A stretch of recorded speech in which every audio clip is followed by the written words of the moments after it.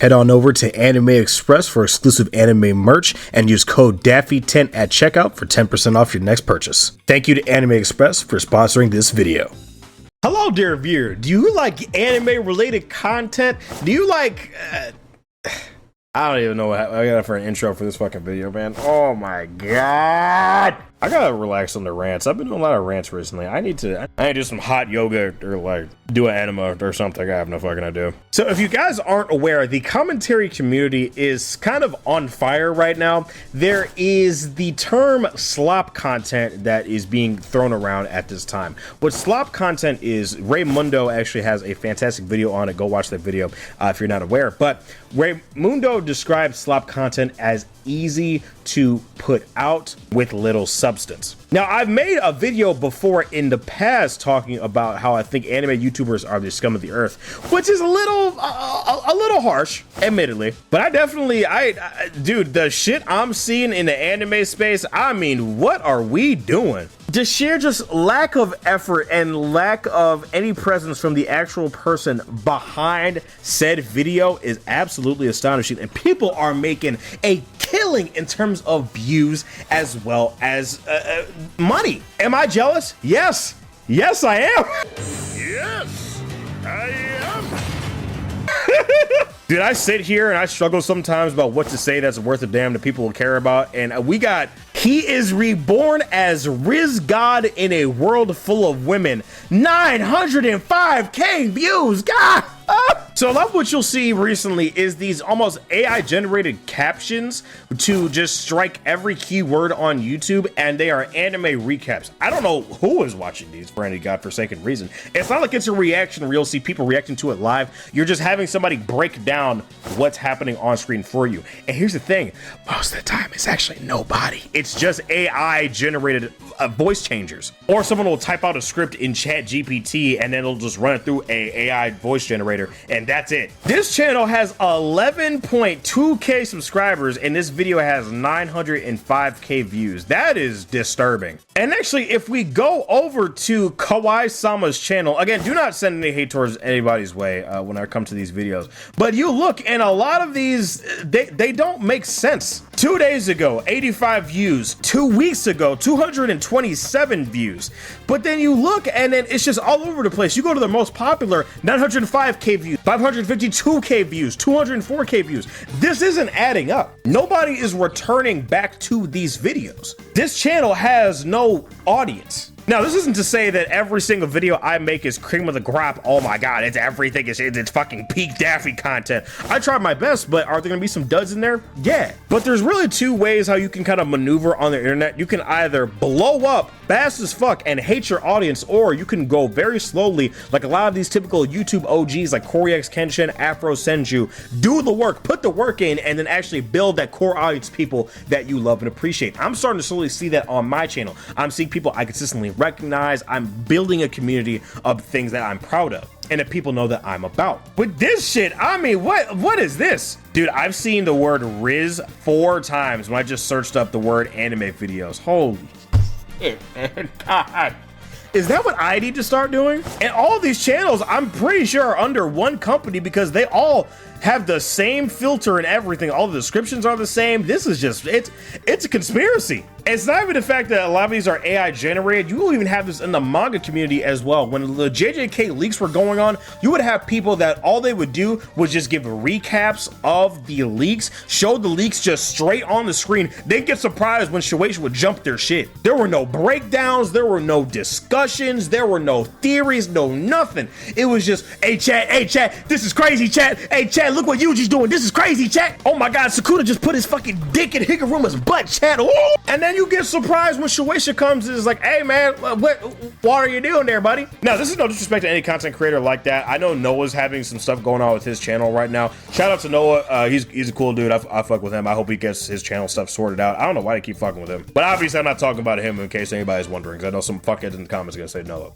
Now, anime slop content has been around for a very long time. You would have a lot of theories. You would have a lot of thumbnails that would just be just absolute crazy shit. You would have like thumbnails back in the day of like 2000 2009, 2011 YouTube with Naruto with like the Rinnegan and the Sharingan and shit, and like him like holding Hinata's dead body or some shit, or Goku sleeps with the Grand Priest's niece, or it's like just absolute craziness, and they would rack up views. I mean, you have guys like Mastar Media who just outright trace most of what they do and then just have horrible voice acting and then act like it's peak fiction every time they put something out.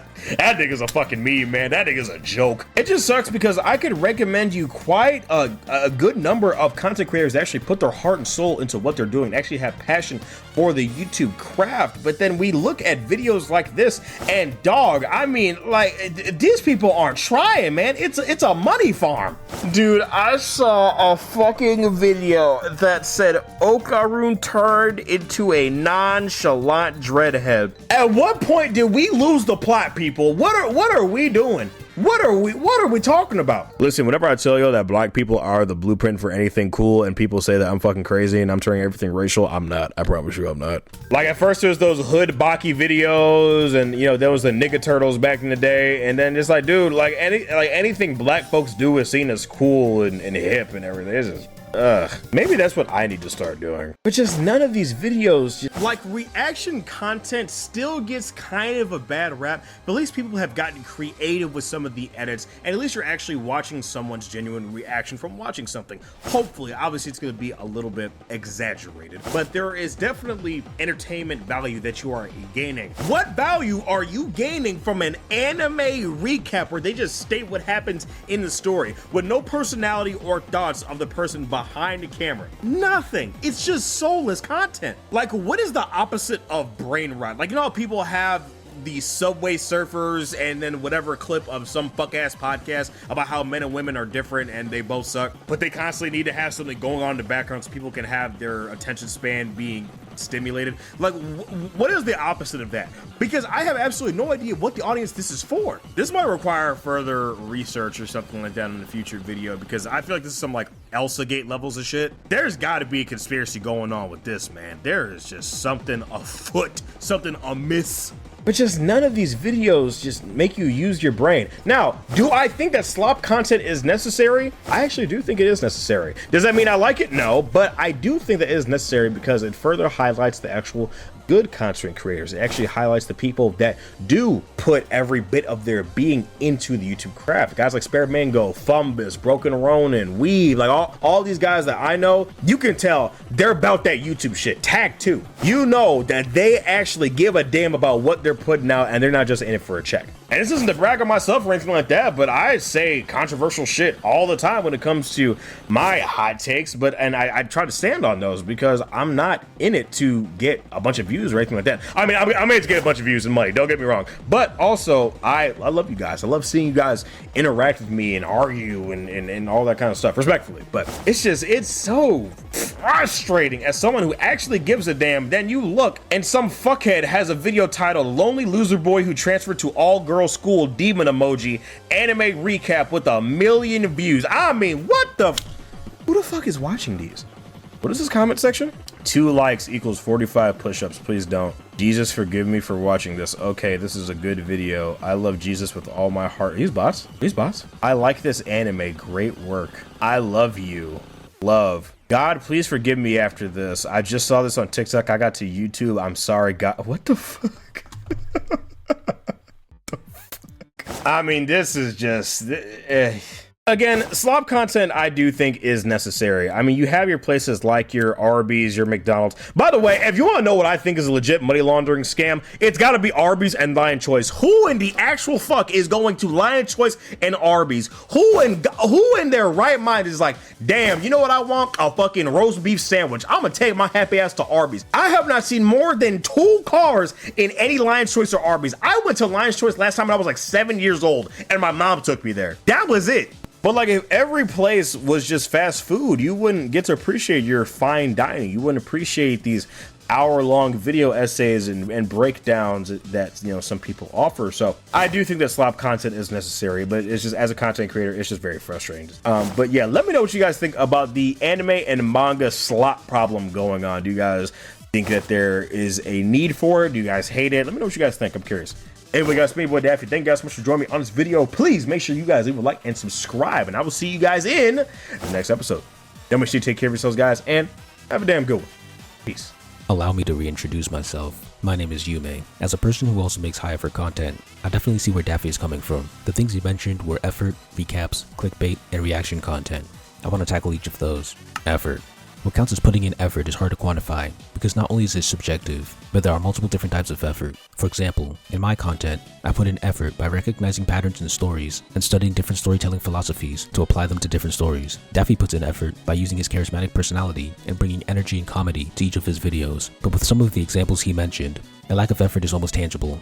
If you're using AI scripts or AI voices to read your video, that's a lack of effort. Some people think that my voice sounds like AI. It's not. Go back to my first year and I sound the same, which was before AI voices. Lack of effort leads me into recaps. In general, I see recaps as pretty lazy. If someone has already watched or read the content, then there's no reason for them to go and watch a recap video. If someone is too lazy to actually watch the source content, then that's when a recap is useful. It's for lazy people by lazy people. But there are YouTubers who are able to add finesse to their videos to make it something more than a recap, to make it art. There's a trio of YouTubers I'm personally addicted to: Blank Boy, Codename Super, and Zephyr. They all do similar types of videos where they recap exciting events from anime or movies, but the way they do it shows the gap between them and the others. They find a way to make the summary funny. The joke per minute ratio must be insane. On top of that, they'll throw in relevant clips and videos to elevate a joke or add a joke, increasing the frequency of entertainment per minute. These videos are so skillfully made that I would watch them regardless of whether I've seen the movie or not. The content is very transformative and creates an experience arguably as valuable as watching the original scene. They've spawned a bunch of copycats, but no one can do it like them. There are levels to it. For a manga example, I think Manganimist was pretty solid with his JJK chapter recaps. He may have been visually lacking, but each chapter he came up with theories for what could happen next and connected dots that casual readers might not have seen. Even though I didn't want Gojo to revive, his theory connecting biblical and Buddhist symbolism to argue why Gojo would revive after the fourth Jacob's ladder was extraordinary. He felt like he was an expert in the field of JJK, which is why his recaps felt like they added more to the experience of simply reading JJK. Like Daffy said, not everyone does this. Some people just read the chapter and barely add any type of value or artistic skill. There are levels. Clickbait is when the title and thumbnail misleads you into thinking a video is going to be X when it's actually Y. I think there's good and bad clickbait. My simple metric is that if the content in the video is better than what I expected from the thumbnail and title, then it was good clickbait. Finally, reaction videos. Once again, there are good, very transformative reactions, and then there are lazy reactions. I remember one creator who would come up with very clever jokes on the spot, alongside interesting commentary. He shall not be named because the duck doesn't like him. But there is a skill that goes into enhancing the experience of reacting to something. Comedy, deeper insight, interesting questions, research. These are all things that you can add to a reaction video to make it more valuable than what you're reacting to. Give people a reason to watch your video after consuming the original product, apart from laziness. Overall, I do think it's a shame when low-effort slop content overshadows high-effort videos. However, just because a video has high effort doesn't mean it's actually good. A high-effort video can be poorly researched or provide surface-level ideas that even ChatGPT could come up with. But I would rather see bad high-effort videos perform better than slop content. If you're going to make a video, make something that only you could make. Make a video that you believe should exist on YouTube, but doesn't yet. Be the change you wish to see in this world. Also, it's ironic how Daffy talks about people copying black people to be cool when he's a wannabe Jamaican and Muslim. Inshallah, right? Bumbleclot, right?